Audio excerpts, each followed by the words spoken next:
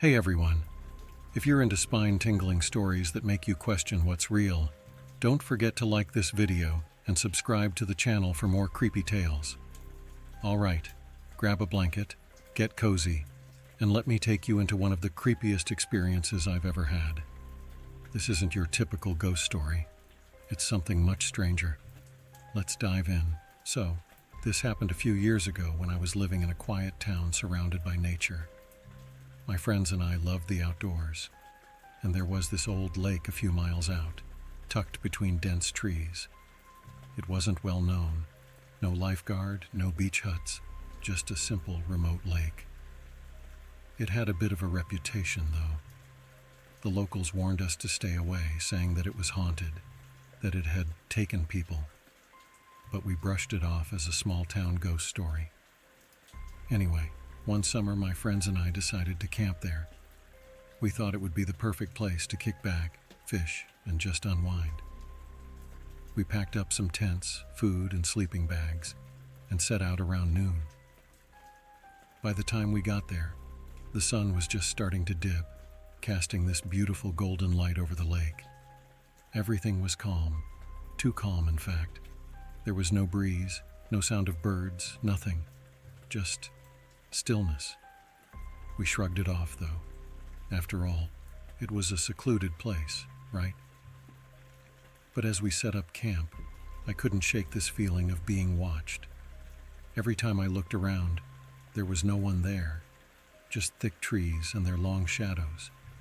We spent the day swimming, laughing, and roasting marshmallows. For a while, it was perfect. But as night fell, something shifted. The air got colder, and that stillness turned oppressive, almost like the trees were closing in on us.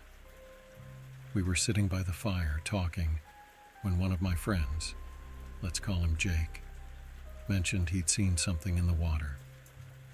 At first, we thought he was just trying to spook us, but he was serious. He said that while he was swimming, he'd seen a shape moving under the surface, something big, like a shadow.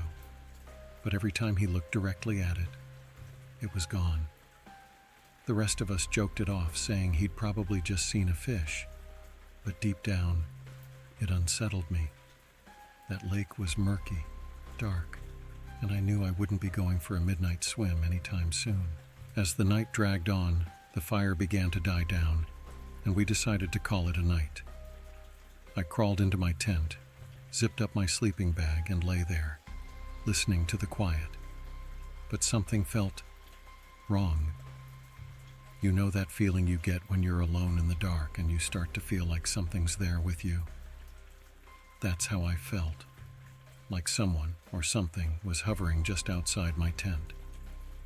I tried to sleep, but every time I started to drift off, I'd hear a faint rustling.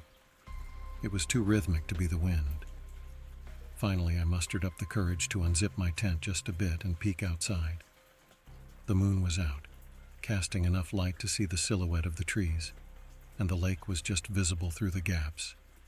And that's when I saw it. Standing at the edge of the lake was a figure, a person, or at least something that looked like one. It was tall, thin, with long limbs and a face that I could barely make out. But there was something off. Its head seemed tilted too far to the side, like it was broken. I closed my eyes, hoping that when I opened them it would be gone. But it wasn't. It was still there, staring right at me. I froze, unable to move, barely even able to breathe. My mind was racing, telling me to run, to wake up my friends, to do anything. But I couldn't move. It felt like I was trapped in a nightmare, except I knew I was awake. Eventually, I managed to look away, and when I dared to glance back, the figure was gone. The rest of the night, I stayed huddled in my tent, listening to every little sound outside, waiting for it to come back. The next morning, I told my friends what I'd seen.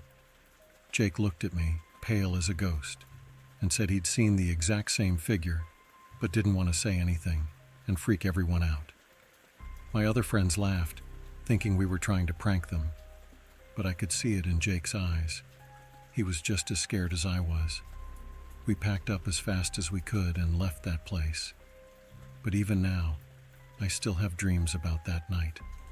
Sometimes, in those dreams, I'm back at the lake, and the figure's waiting for me, standing in the water with that broken, tilted head, watching me.